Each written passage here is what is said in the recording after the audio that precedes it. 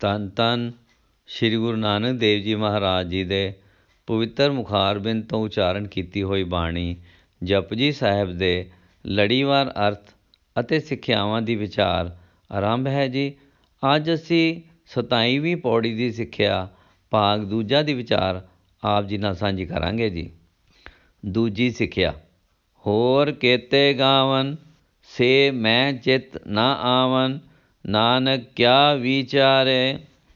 ਸ਼੍ਰੀ ਗੁਰੂ ਨਾਨਕ ਦੇਵ ਜੀ ਨੇ ਇਸ ਪੌੜੀ ਵਿੱਚ ਜਦੋਂ ਪਰਮੇਸ਼ਰ ਦੇ ਗੁਣ ਗਾਉਣ ਦੀ ਗੱਲ ਕੀਤੀ ਤਾਂ ਇਹ ਗੱਲ ਵੀ ਕਹੀ ਕਿ ਸਾਰੀਆਂ ਖਾਣੀਆਂ ਵੀ ਤੈਨੂੰ ਗਾ ਰਹੀਆਂ ਹਨ, ਅਰਥਾਤ ਸਾਰੀ ਸ੍ਰਿਸ਼ਟੀ ਤੈਨੂੰ ਗਾ ਰਹੀ ਹੈ।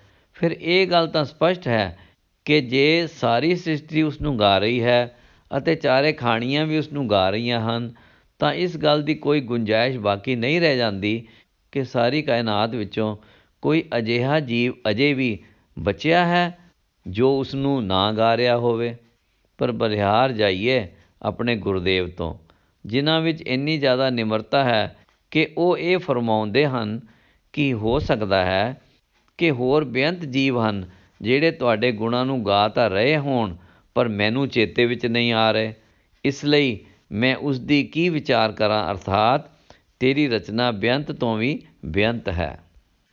ਇਸ ਤੋਂ ਅਸੀਂ ਇਹ ਸਿੱਖਿਆ ਲੈਣੀ ਹੈ ਕਿ ਅਸੀਂ ਉਸ ਅਕਾਲ ਪੁਰਖ ਦੀ ਰਚਨਾ ਦਾ ਅੰਤ ਨਹੀਂ ਪਾ ਸਕਦੇ ਅਤੇ ਨਾ ਹੀ ਪਾਉਣ ਦਾ ਯਤਨ ਕਰਨਾ ਹੈ, ਭਾਵੇਂ ਸਾਡੇ ਵਿੱਚ ਗਿਆਨ ਦੇ ਭੰਡਾਰੇ ਹੀ ਕਿਉਂ ਨਾ ਹੋਣ। ਤੀਜੀ ਸਿੱਖਿਆ। ਸੋਈ ਸੋਈ ਸਦਾ ਸੱਚ, ਸਾਹਿਬ ਸਾਚਾ ਸਾਚੀ ਨਾਈ, ਹੈ ਵੀ ਹੋਸੀ ਜਾਏ ਨਾ ਜਾਸੀ, ਰਚਨਾ ਜਿਨ ਰਚਾਈ। ਇਸ ਦੁਨੀਆ ਵਿੱਚ ਅਗਰ ਕੋਈ ਹਮੇਸ਼ਾ ਸਦਾ ਥਿਰ ਅਰਥਾਤ ਅਟਲ ਰਹਿਣ ਵਾਲਾ ਹੈ ਤਾਂ ਉਹ ਕੇਵਲ ਇੱਕ ਅਕਾਲ ਪੁਰਖ ਹੀ ਹੈ ਅਤੇ ਉਸ ਦੀ ਕੀਤੀ ਹੋਈ ਵਡਿਆਈ ਵੀ ਸਦਾ ਅਟਲ ਹੈ। ਉਹ ਪਰਮਾਤਮਾ ਪਹਿਲਾਂ ਵੀ ਮੌਜੂਦ ਸੀ, ਇਸ ਵੇਲੇ ਵੀ ਮੌਜੂਦ ਹੈ ਅਤੇ ਅੱਗੇ ਵੀ ਮੌਜੂਦ ਰਹੇਗਾ। ਇਸ ਤੋਂ ਅਸੀਂ ਇਹ ਸਿੱਖਿਆ ਲੈਣੀ ਹੈ ਕਿ ਅਸੀਂ ਜੀਵਨ ਵਿੱਚ ਕਿਸੇ ਬੰਦੇ ਨਾਲ ਜੁੜਨ ਦੀ ਬਜਾਏ ਕੇਵਲ ਤੇ ਕੇਵਲ ਉਸ ਅਕਾਲ ਪੁਰਖ ਨਾਲ ਜੁੜੀਏ ਜੋ ਕਿ ਸਦੀਵੀ ਸੱਚ ਹੈ। ਕਿਸੇ ਬੰਦੇ ਦੀਆਂ ਵਡਿਆਈਆਂ ਕਰਨ ਦੀ ਬਜਾਏ ਉਸੇ ਅਕਾਲ ਪੁਰਖ ਦੀਆਂ ਵਡਿਆਈਆਂ ਹੀ ਕਰੀਏ, ਕਿਉਂਕਿ ਬੰਦੇ ਦੀਆਂ ਕੀਤੀਆਂ ਹੋਈਆਂ ਵਡਿਆਈਆਂ ਦੀ ਕੀਮਤ ਕੌਡੀ ਜਿੰਨੀ ਵੀ ਨਹੀਂ, ਕਿਉਂਕਿ ਬੰਦਾ ਆਪ ਬਿਨਸਨਹਾਰ ਹੈ ਅਤੇ ਉਸ ਦੀਆਂ ਕੀਤੀਆਂ ਹੋਈਆਂ ਵਡਿਆਈਆਂ ਵੀ ਬਿਨਸ ਜਾਣਗੀਆਂ, ਜਦਕਿ ਅਕਾਲ ਪੁਰਖ ਦੀਆਂ ਕੀਤੀਆਂ ਵਡਿਆਈਆਂ ਹਮੇਸ਼ਾ ਕਾਇਮ ਰਹਿਣਗੀਆਂ, ਕਿਉਂਕਿ ਅਕਾਲ ਪੁਰਖ ਆਪ ਅਬਿਨਾਸ਼ੀ ਹੈ, ਉਸ ਦੀਆਂ ਕੀਤੀਆਂ ਹੋਈਆਂ ਵਡਿਆਈਆਂ ਵੀ ਅਬਿਨਾਸ਼ੀ ਹਨ, ਅਰਥਾਤ ਕਦੇ ਵੀ ਬਿਨਸਨਹਾਰ ਨਹੀਂ ਹਨ। ਚੌਥੀ ਸਿੱਖਿਆ। ਕਰ ਕਰ ਵੇਖੈ ਕੀਤਾ ਆਪਣਾ, ਜਿਵ ਤਿਸ ਦੀ ਵਡਿਆਈ, ਜੋ ਤਿਸ ਭਾਵੈ ਸੋਈ ਕਰਸੀ, ਹੁਕਮ ਨਾ ਕਰਨਾ ਜਾਈ। ਸੋ ਪਾਤਸ਼ਾਹ ਸ਼ਾਹਾਂ ਪਾਤ ਸਾਹਿਬ, ਨਾਨਕ ਰਹਿਣ ਰਜ਼ਾਈ। ਸ਼੍ਰੀ ਗੁਰੂ ਨਾਨਕ ਦੇਵ ਜੀ ਪੌੜੀ ਦੇ ਅੰਤ ਵਿੱਚ ਫਰਮਾਉਂਦੇ ਹਨ ਕਿ ਉਹ ਅਕਾਲ ਪੁਰਖ ਸ੍ਰਿਸ਼ਟੀ ਨੂੰ ਪੈਦਾ ਕਰਕੇ ਸ੍ਰਿਸ਼ਟੀ ਦੀ ਸੰਭਾਲ ਵੀ ਕਰ ਰਿਹਾ ਹੈ ਅਤੇ ਜਿਵੇਂ ਉਸ ਨੂੰ ਚੰਗਾ ਲੱਗਦਾ ਹੈ ਉਵੇਂ ਹੀ ਜੀਵਾਂ ਨੂੰ ਚਲਾ ਰਿਹਾ ਹੈ।